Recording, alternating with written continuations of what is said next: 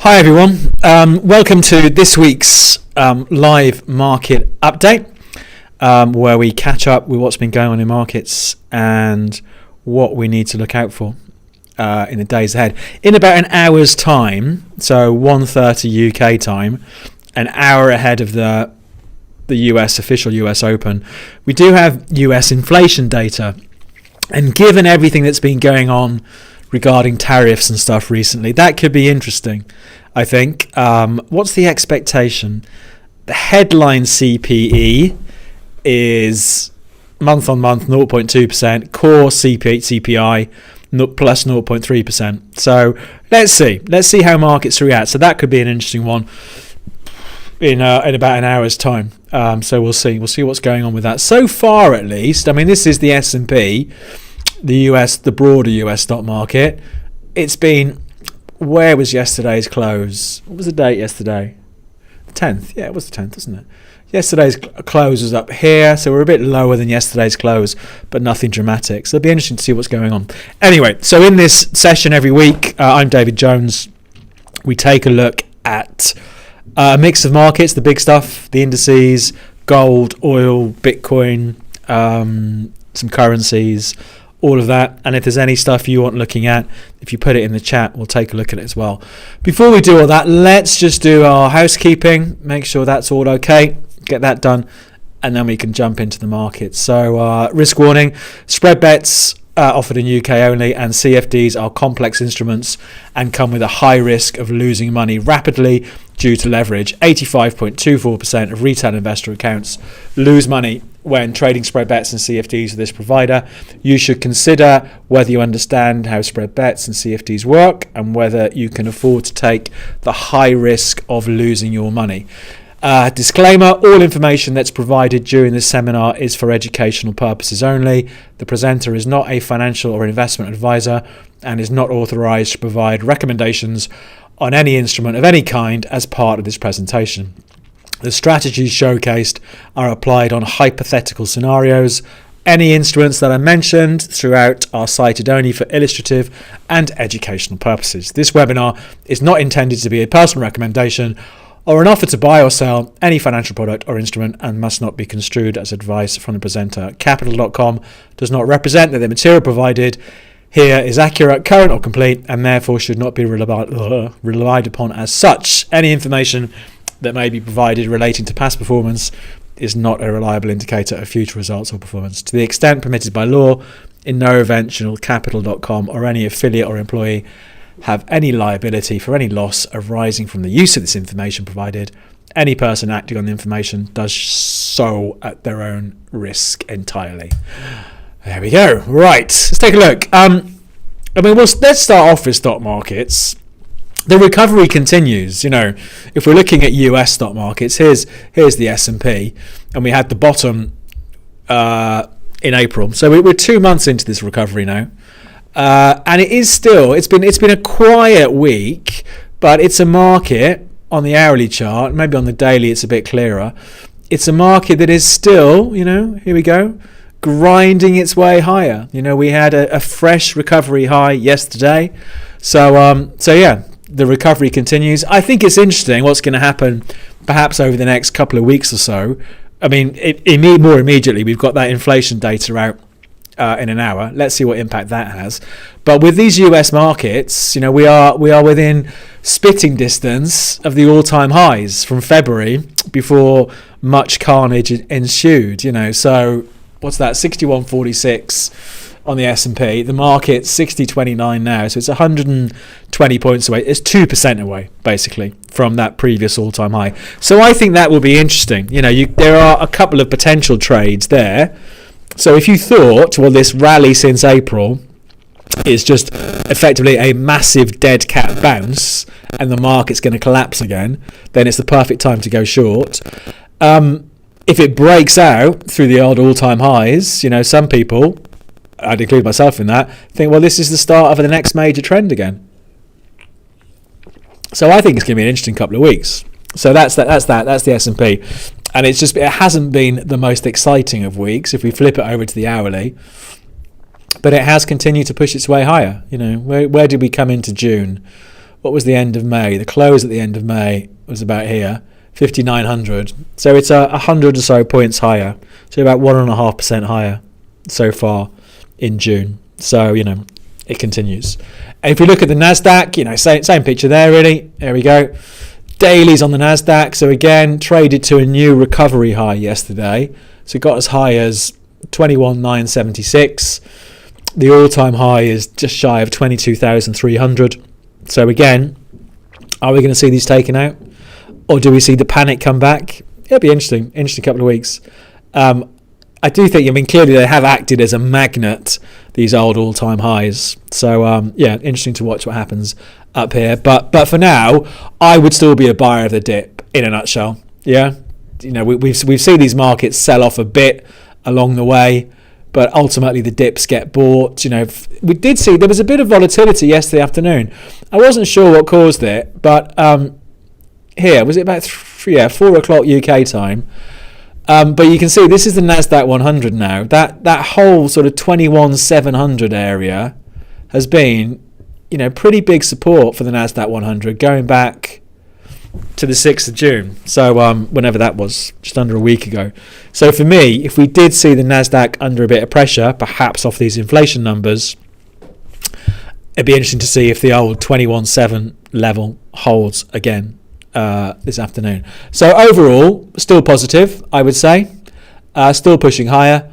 Let's see what happens if and when we get back to the old all-time highs. So that's that. German market. The European markets have been relatively stronger. I think all stock markets have had a strong bounce back over the last couple of months. The DAX, the German market, set a fresh all-time high the 5th of June, which was last Thursday. Yeah, last Thursday. It's been a bit sideways since then. I wonder if there's an opportunity there, though. We've had this good recovery in the DAX. There we go. That was the fresh all-time high last Thursday.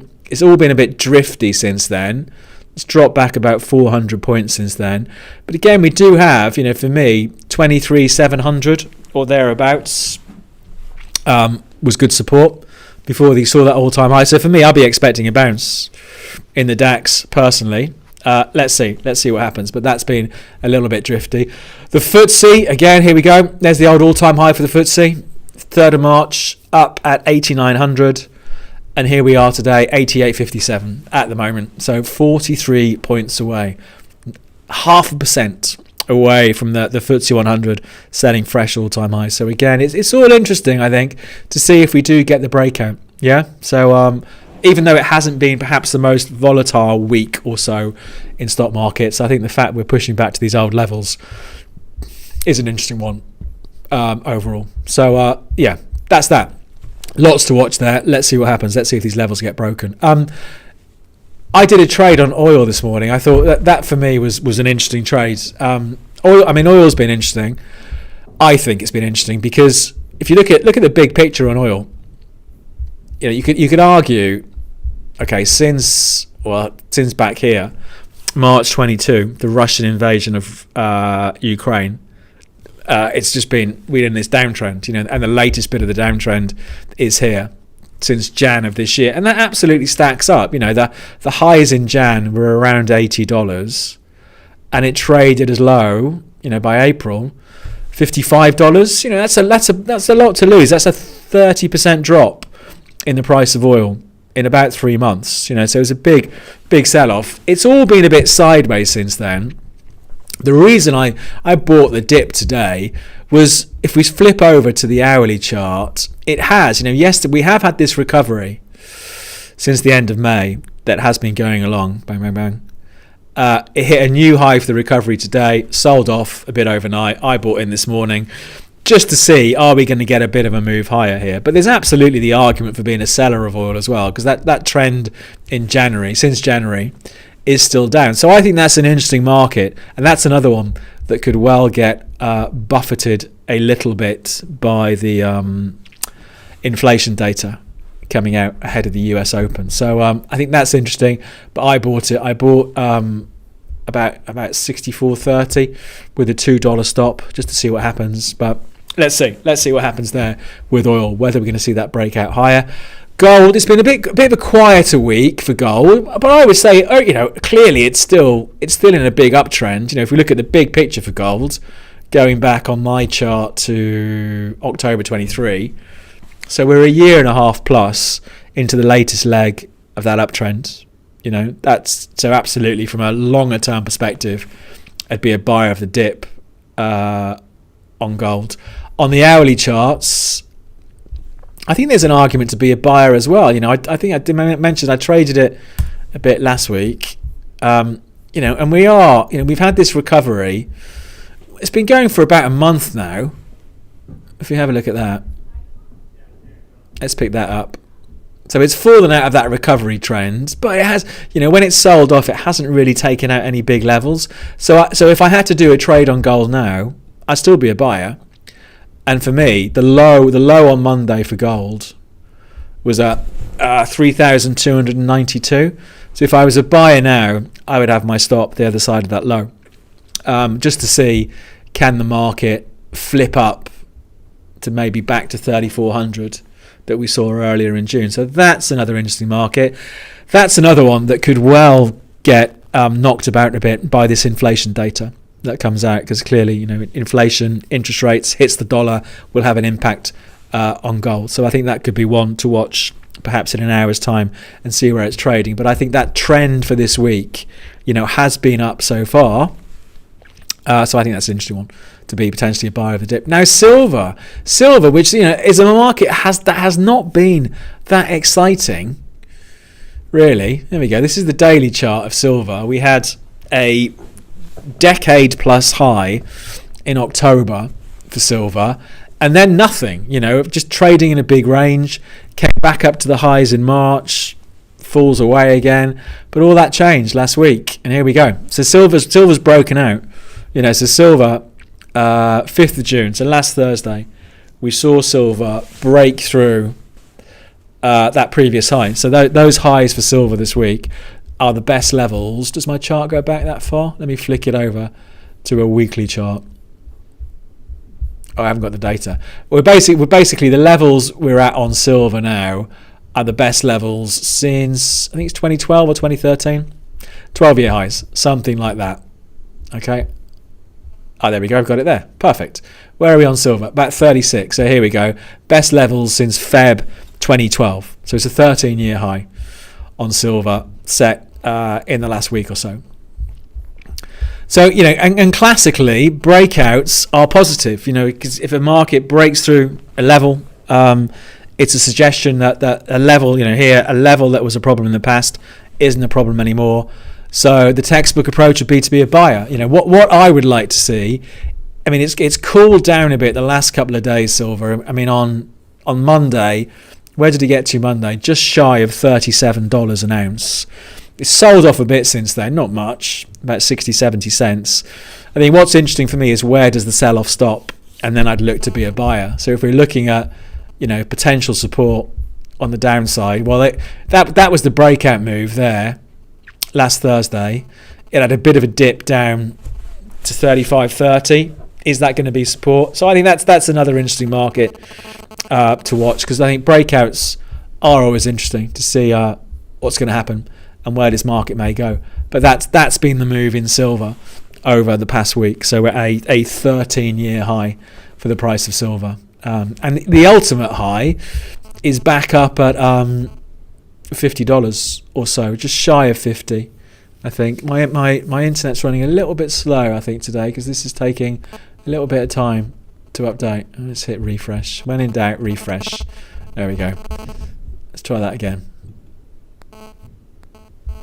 There we go, silver.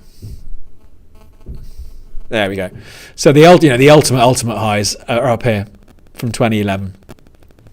Just shy of $50. It's perhaps a bit early to start talking about $50 silver. Let's not get too carried away. But it is interesting that the price broke out through a big level this week. So let's see what happens there. So that's that. So some interesting markets there. Definitely oil, gold, silver. Our stock market's going to break out to all-time highs. Currency markets, I think, are still a little bit boring. And the reason they're boring is because, where's my dollar index? I can't find it. Hang on a second. The dollar index is still just a little bit sideways overall. So here's the dollar index, the dollar against a basket of different currencies. I think it's 9 different currencies. The trend in the dollar has been down since Feb this year. So technically, I'd want to be a seller of strength. But then it broke through these old lows, which is a big break. July 2023 lows. We've got to break through those in April, but there's been no follow through. So it's all a bit flip-flop, the dollar. There we go. You can see pretty clearly, can't you? It's just flapping around where it was 2 months ago, really. So when we look at other currency markets, we've seen strength in the likes of pound against the dollar, if we bring up the dailies for that. But again, not that much in the way of progress. So for me, I think the dollar needs to make its mind up, and then we'll have a bit more volatility in these other markets. So I'm a bit on the fence when it comes to the US dollar. What has been interesting, I missed the trade last week. I can't remember if I mentioned it last Wednesday. Palladium and platinum. We'll take a look at platinum in a minute. But palladium, again, big picture for palladium. The last year and a half or so, it's all a bit sideways, but it's had this great run since the April lows, this April. If you flip it over to the hourlies, there we go. So palladium's gone from about $880 to $1,070. So we've seen, what's that, $200 move. It's about 25% move, 25% move in palladium since the April lows. So, it's a strong move, but there are some real barriers coming up again. But that trend is up. Let me show you platinum, because I think that's been even more dramatic. Let's have a look at that. Let's bring that trade up, that chart up. Oh, add to charts we want to do, don't we? Add to charts. There we go. I need to tidy up my chart list because I've got far too many things up there. Let's have a look. Bear with me. There we go. Platinum. Look at that. It's like a rocket. So platinum again, if we take out more recently, it's been a pretty boring market. This is the last, if you look at the last 3 years of platinum, take that bit out, it's all a bit sideways, all a bit rangy. Doesn't really, we have rallies up, then it sells off, then it rallies again. Pretty boring. I mean, it's been a wide sideways range, but no real excitement until now. So again, platinum trading its best levels in 4 years at the moment. And again, it's been the strength of the move. It was what was the low? The low in April was let's call it 900. And here we are at 1218. So we've had a 30% move in 2 months in the price of platinum. So that's interesting. I always have a problem in buying really strong trending markets. I always want to try and buy a dip. And the problem is, of course, if you have a really strong market, it doesn't dip. But I think what will be interesting, I think a level to watch on platinum are these old highs from Feb 2021. Which was quite a major high. We had a big rally back then from March 2020 into Feb 21, and it ran out of steam. Let's call it $1,350 an ounce. So it ran out of steam up there. Interesting to see what happens, but very strong in the short term. If I was a buyer, if we had a dip, where would your stop go? Maybe the other side of 1180 or something would be the closest I would have it. But no, it's absolutely gone like a rocket. Recently, so that's an interesting market to watch. So that's another one to keep an eye on, I think. And that's it. I think that's it. Let's mention the Aussie. I didn't mention the Aussie market. The Australian index, I think, is interesting because that just today nudged out. You can just see it. There's the old highs on the Aussie index from Feb, and the highs today. It briefly set a fresh all-time high. The Australian index. So I think that's an interesting market. That again has been a good trending market over the years. I did trade it last year. I had a trade in for a long time though. It was quite a few months in the end. I think I bought in about March or April, sat with it eventually to the end of the year. But it's interesting that it's broken out again during the Aussie session today. So there's lots to watch there. We've got in 40 minutes, we've got that inflation data. Let's see what the market does. For me, the most immediately interesting markets, I've got the trade on oil, so that's an interesting market for me. See what happens there. US stock markets, do we get the breakout at some point over the next week to these old highs? Do we get a bit of a breakout there? See what happens then. And gold and silver. Silver, is actually more interesting than gold for once for me, because we've had this move out to these 13 year highs. So I think that's interesting. Lots to watch, but we could have a volatile afternoon off the back of this inflation data. So I think that might be interesting. It's perhaps been a quieter week in stock markets, but that recovery has absolutely continued. So someone's put in a question, are you trading seasonals this summer, or where are you on that? Do you mean like the agricultural commodities? I don't do seasonal stuff. I just try and trade whatever the trend's doing. But if that's what you mean, the seasonal stuff, there's corn. A lot of the agricultural stuff, it's not as interesting as it has been in the past. We've seen, coffee had a bit of a move, didn't it, last week? Only a little one. We have had great trends in some of these agricultural markets in the past. And this is coffee. Is it coffee Arabica? But that's all been a bit sideways, really. So I don't really look at any seasonal patterns in terms of agri markets. I just try and trade with the trend, really. I'm trying to think if anything has been interesting more recently. I think what's been moving? Even stuff like cocoa, which had some incredible moves. The first few months of last year. Let's bring that up. Cocoa. It's had big swings in terms of the range it's been in, but nowhere like the trends that we've seen more recently. Let's bring it over. There we go. US cocoa. Here we go. So that was that.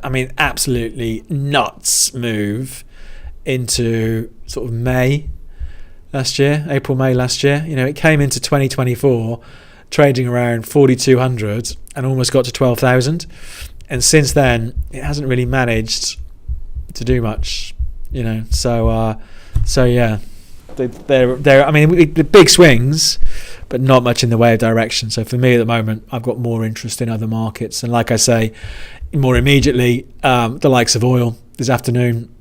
Gold, what happens with that? Gold and silver over this inflation data, and of course stock markets. To see do we see these old highs taken out? So lots to watch. We'll wrap things up there. We'll do it all again next Wednesday. See where these markets are. See if we've got fresh all-time highs in the US, or whether it's still just eking out small gains, but plenty to keep an eye on. So thanks for coming along today. If you haven't seen this before, you can do the usual YouTube, like, subscribe, all of that sort of stuff, and I will be back next Wednesday, and we'll do it all again and take a look at markets then. So until then, good luck with your trading.